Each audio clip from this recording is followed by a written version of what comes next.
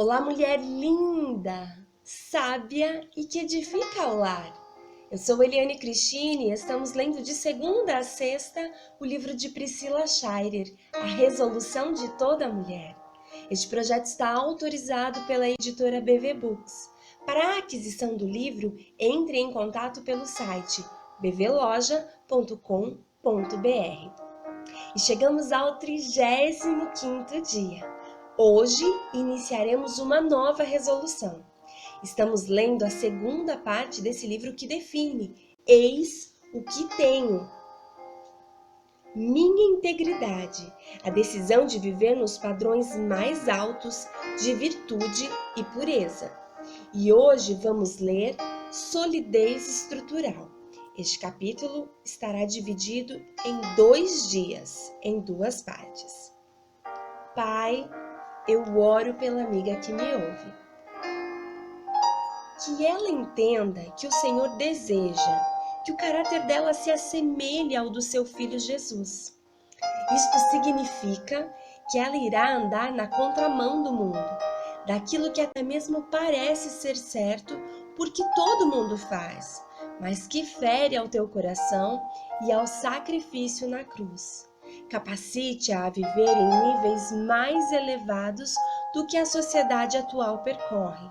Ajude a entender que a justiça é o Senhor e que no Senhor ela pode vencer, honrar e ser honrada em todos os aspectos de sua vida. Sempre será melhor escolher andar pelo caminho da verdade, da retidão e da honestidade. Eu oro em nome de Jesus. Amém. Solidez estrutural. Como são felizes os que andam em caminhos irrepreensíveis. Salmos, capítulo 119, verso 1. Ao me preparar para escrever um livro como este, um livro que abarca uma gama de temas diferentes, senti a necessidade de envolver outras mulheres no processo.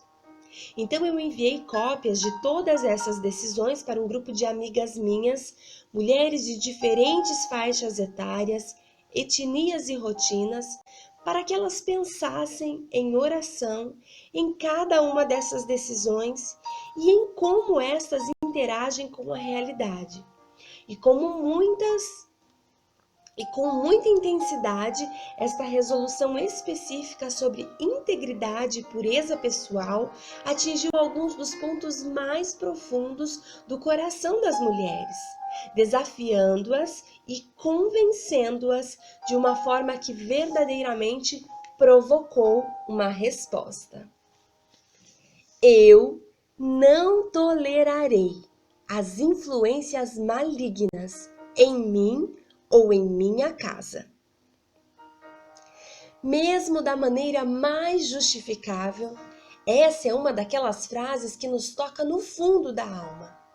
Ela causou uma reação notável e involuntária.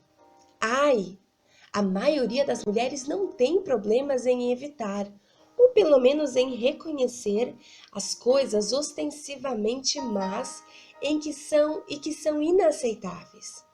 São aqueles assuntos encobertos e reservados, que se escondem e se disfarçam de entretenimento. Aqueles que nos fisgam, eles são discretos, silenciosos, muito confortáveis e familiares para serem convidados a se retirar.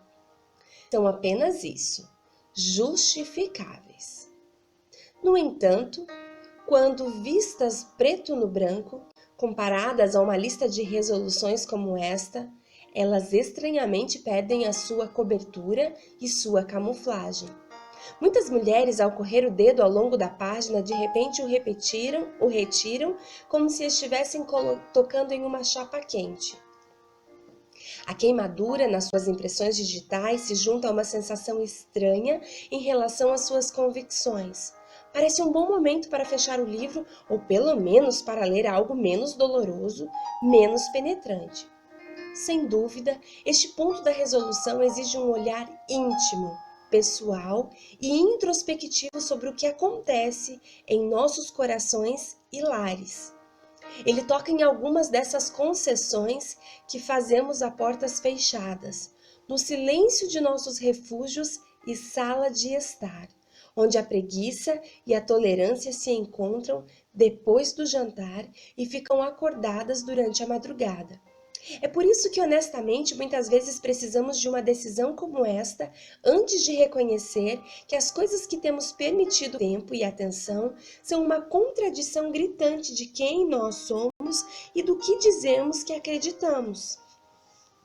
Depois que o choque passou, eu e o meu grupo de amigas combinamos. Com as nossas vidas expostas aos holofotes desta decisão, fizemos uma série de confissões sobre os programas de televisão que assistíamos, os romances que nos fazem viajar, as revistas que contaminam as nossas mesas de centro e as músicas que ouvíamos no máximo volume em nossos fones de ouvido e rádios de carro.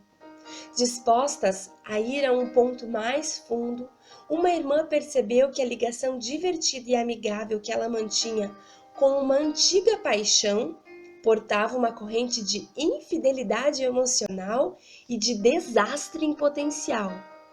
Outra confessou que mantinha um estoque de vinho que ela escondia no armário no fundo do corredor e que normalmente bebia sem moderação, quando não havia ninguém por perto. Sem problema, facilmente justificável. Mas cada um desses casos confessados estava em diferentes níveis, apagando e silenciando os sentidos espirituais de cada mulher que os admitia. Mesmo que apenas um pouco, essas escolhas eram o bastante para cutucar a consciência. Se ignoradas e permitidas, elas representavam ainda mais uma recusa deliberada de conceder acesso a Deus nessa área da vida. Nesse intervalo de tempo, nessa indulgência compreensível, o que começa com uma gota, depois vira um rio. Obviamente, muitas escolhas de estilo de vida expostas e elogiadas neste ou naquele livro ou programa são coisas que nunca concordaríamos pessoalmente, atividades nas quais nunca nos envolveríamos. E ao mesmo tempo que seria legalista e impessoal dizer às pessoas exatamente que tipo de programas elas devem ou não assistir, que tipo de filmes e livros que elas devem ou não gostar. Todos nós sabemos a diferença entre valorizar o discurso honesto e nos entreter com o pecado. Nós sabemos quando não estamos apenas observando os detalhes de questões da vida real, mas estamos pessoalmente achando provocativos, divertidos e quase desejáveis. Em vez de sermos repelidas por certos comportamentos e ficarmos tristes com as mentiras que estão sendo ditas à nossa geração, nós nos tornamos mais receptivas a essas coisas e dispostas a assistir e a rir, considerando as ideias para serem assistidas como um balde de pipoca ao lado. E isto faz de nós as hipócritas que nunca quisemos ser, pois desencorajamos uma coisa em público, enquanto a achamos atraente e emocionante quando estamos a sós. Isso toca a essência da integridade.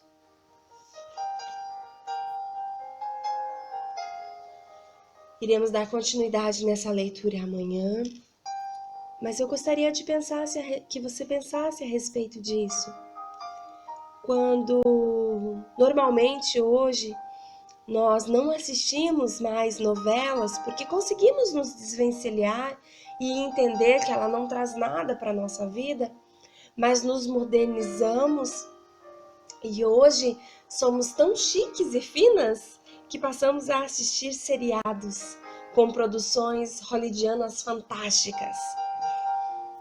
E o problema não está em assistir o seriado em si, mas no fato de que alguns comportamentos em que você reprova na sociedade, mas que você abre como sessão do seriado, e você se entretém com os adultérios, você se entretém com o homossexualismo, com o alcoolismo, com a luxúria, com a vaidade e com a vida sem nenhuma moderação.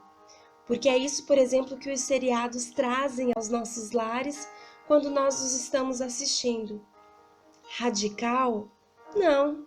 Eu, Eliane, gosto de alguns, inclusive, mas entendo que muitos deles não agradam ao Espírito Santo, pelo enredo, pela história, pela mensagem que trazem, pela desconstrução familiar que a maioria deles tem apregoado e nós temos assistido, por questões, como eu falei agora, de adultério, de lascívia, e nós achamos de fato que há que ficar com o marido, porque a mulher ela não é tão boa, tão querida ou tão especial no seriado, mas isso desconstrói os valores do nosso Deus. E se nós não queremos, se nós não aprovamos isso na vida das pessoas que estão próximas de nós, por que então nós insistimos em nos deleitar em nossas salas ou quartos, permitindo com que algumas programações invadam a nossa mente e enredem o nosso coração? Eu sei que esse assunto é bastante delicado, moralista, legalista e pode até ser que você me ache radical. Mas eu creio que o Espírito Santo nos conduz nessa leitura e Ele está te chamando para avaliar e viver padrões espirituais mais altos e mais elevados. Um grande beijo e até amanhã.